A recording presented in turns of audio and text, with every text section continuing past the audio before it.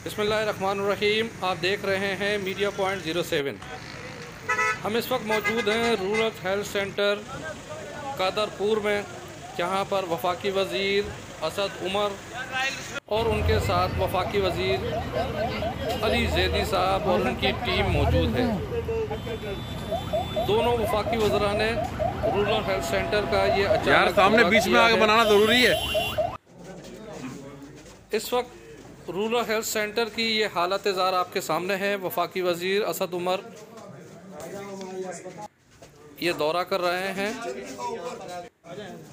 और ये हालत ज़ार उस सेहत मरकज़ की है जहाँ पर सिंध के हुक्मरान अच्छी सेहत की सहूलियात के दावेदार हैं। ये आपको नज़र आ रही है यार, ये तो छतें गिर रही हैं, इतने बुरे हालात हैं यहाँ पे। क्या बेचारे मरीज का इलाज होगा तो डर लग रहा है। कोई अच्छा भला सेहतमंद आदमी आएगा तो वो भी बीमार पड़ जाएगा। अच्छा, यहाँ पर जो है वो जो लेबॉर्ट्रीज हैं या दीगर जो है वो डॉक्टर अमला मौजूद था? अमला बेचारा अगर मौजूद भी होगा तो यहाँ पे तो कोई सूरत हाल ही नहीं है। वो उनके पास चीज़ क्या है जिससे वो इलाज करेंगे किसी का?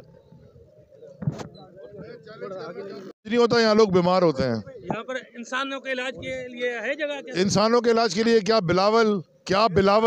बिलावल हाउस के जो घर में उसने जानवर पाले हुए, कुत्ते बिल्लियाँ पेट्स होते हैं लोगों के पास, उनका इलाज यहाँ नहीं कराएगा?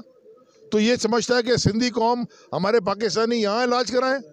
सेहत कार्ड देता इसलिए नहीं है, उसमें भी करेगा, जरूरत नहीं है। जो बीमारी कोई नहीं है, जैसे स्कूल बंद कर रहे हैं तो उस जरूरत नहीं है, स्कूल की भी जरूरत नहीं है। 5,000 स्कूल बंद, कितने 70,000 कितने 60 लाख बच्चा सिंध में स्कूल के बाहर है और स्कूल बंद कर रहे हैं। ये इधर करा रहे हैं ना बैरून मुल्क से।